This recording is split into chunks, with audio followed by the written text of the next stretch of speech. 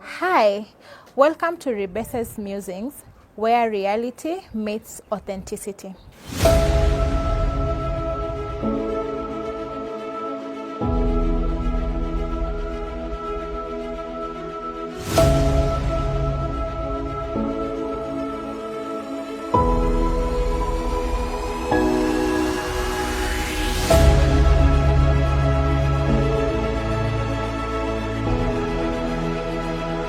Hi, welcome to RIBESE'S Musings, where reality meets authenticity.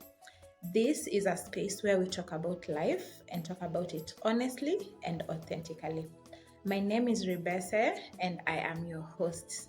In case this is not your first time that you're joining me in this channel, I would like to say thank you so much for sticking around and supporting my work. However, if this is your first time, I would like to also say thank you for checking us out and also request you that you consider subscribing so that you're able to build this community. In this space, we say that we are a community of transformed people. So this channel exists to amplify conversations around slums, slum living, and the people of the slum. Why, you may ask? Because as a person who was born, bred, and raised in the slums, and having experienced different aspects of slum living, including challenges that the people of the slums face, opportunities that can be found in the slums, and the different issues around slum living, and also having somehow made it out of it, I feel like I am at a good place to add my voice into the conversations around slum living. Therefore, that is why this community exists. On my previous episode, I had promised to speak about a topic which is very close to my heart and also very close to people who come from the slums. This is a topic about stereotypes and labels that are put on people who come from the slums. If you're anyone who has come from the slum, or if you are anyone who has interacted with the people of the slums, you are aware of the different opinions and the different narratives about that are spoken about slum people, and sometimes most of these labels or stereotypes are not true. So therefore, on this episode, I am here to kind of shed light or just bring about discuss those stereotypes and just to demystify some of them. Welcome. Number one of the main narratives that is spoken about slum people or people who come from the slum is that they are lazy. This is a narrative that I have had for so long, and which is very unfortunate, because most people like to say that people who come from the slums are lazy. They love just to hand out. They like to borrow and maybe just depend on people like politicians to give them handouts. But this is not true, because from the place where I sit, if there are people who are very hardworking, I would actually say that the people from the slums are the most hardworking people. I remember when I was growing up, and I would hear people waking up from as early as 3 a.m.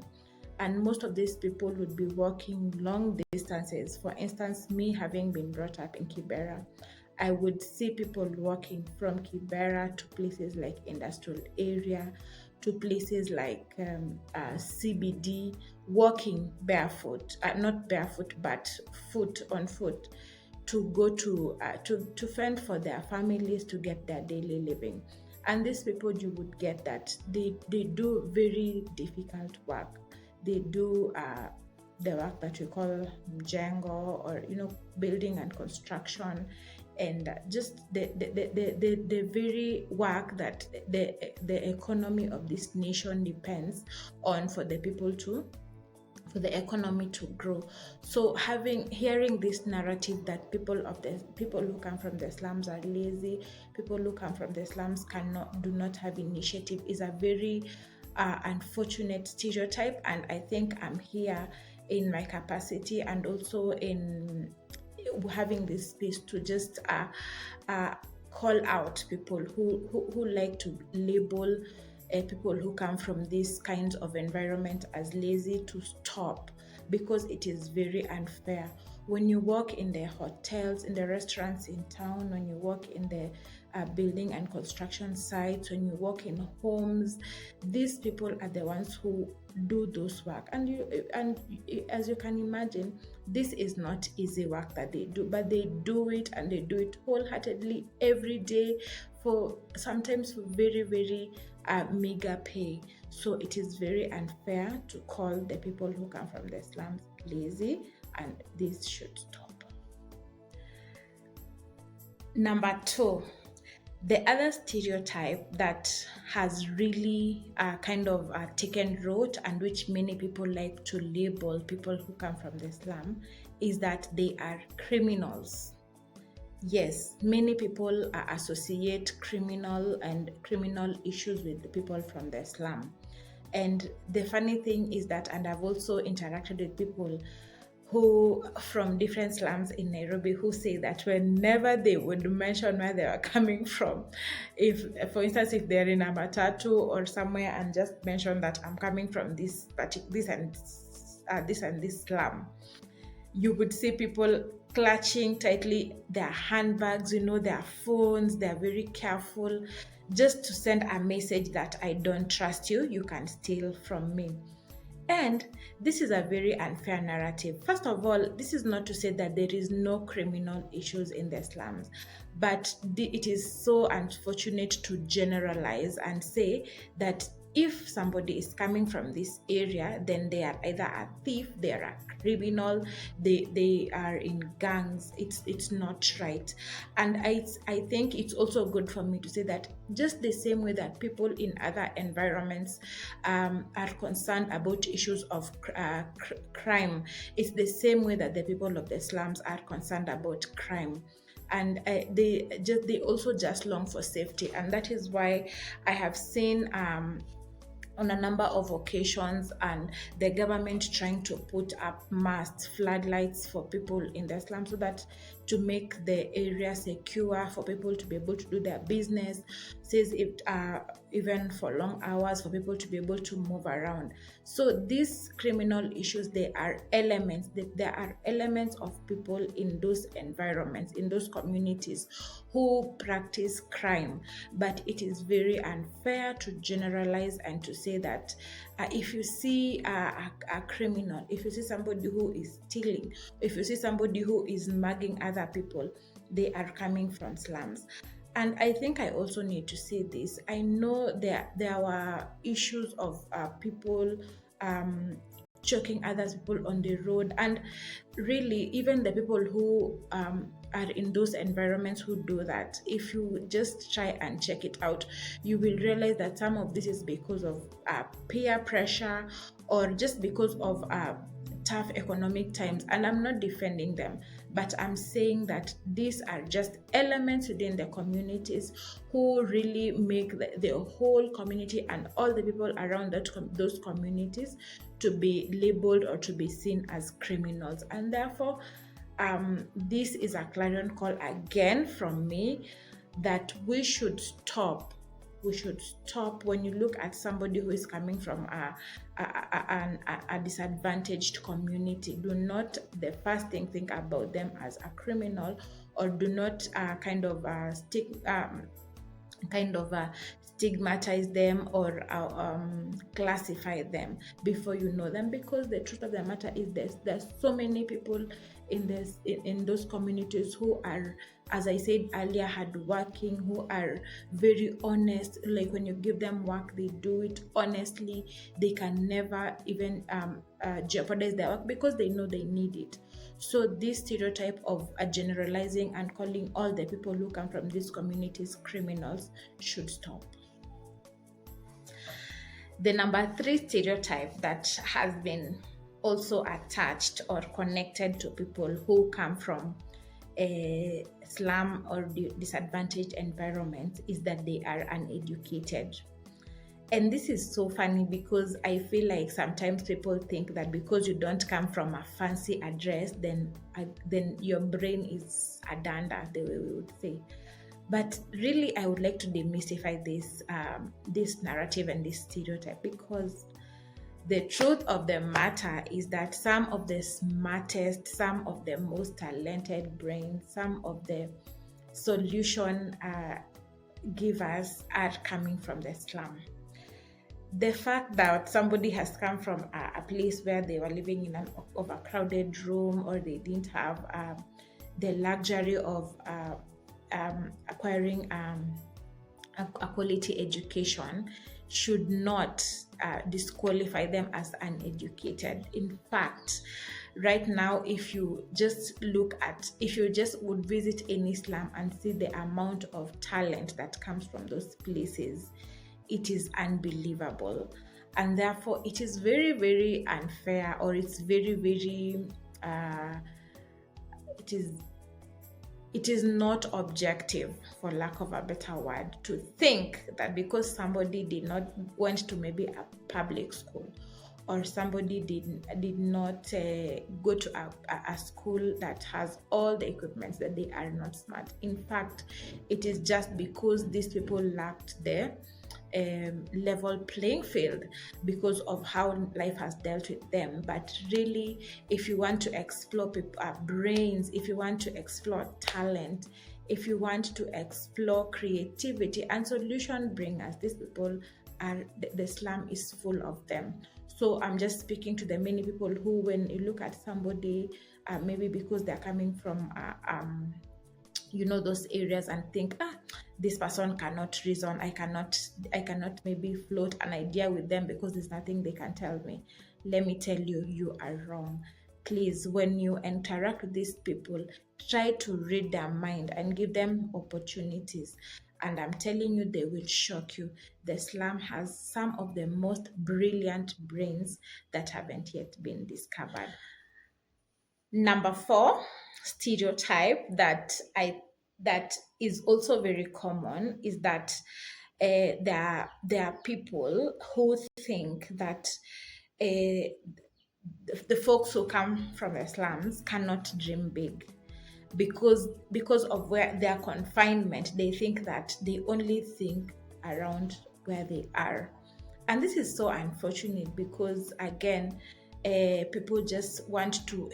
I feel like it's also a way that some people want to just box people in a certain space, thinking that you have never been exposed, you are not widely traveled, you have not experienced the world, so what can you dream? And so it is I think it's something that makes people, I'm not saying everyone, but some people close out people from these disadvantaged communities because they think that this person can't dream big, this person can't be innovative. The truth of the matter, again, is that some of the innovations that have come from the slums, some of the life transforming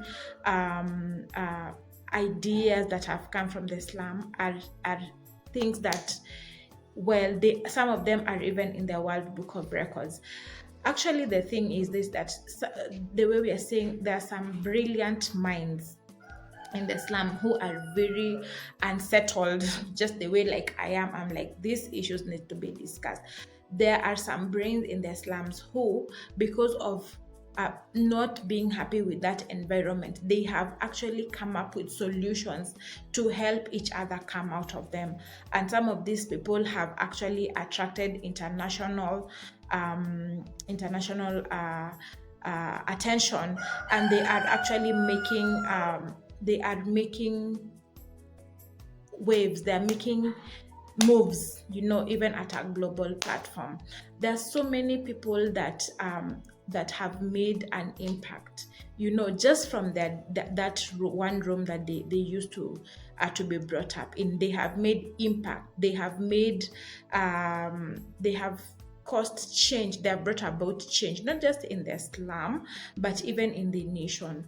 Therefore, it is really unfortunate to box someone and think because somebody was raised in or only knows this life, then they cannot think outside the box.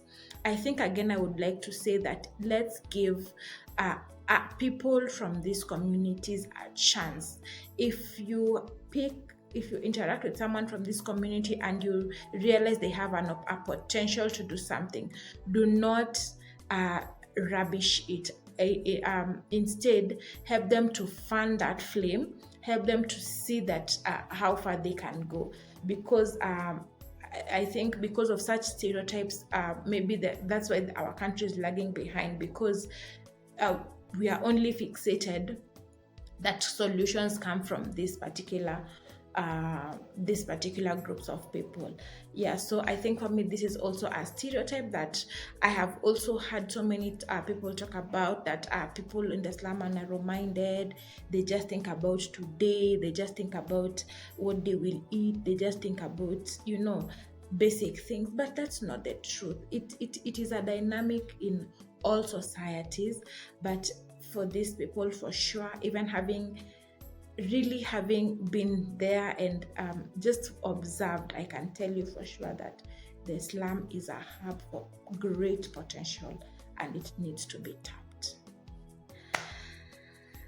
Listen, the reason I am talking about this issue is because I have seen what these stereotypes literally do to people.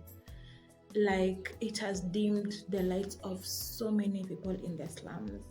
It has made so many youth not move because they are afraid. There's a word that somebody was told and that word stuck with them. There's a gesture, there's an action, there's this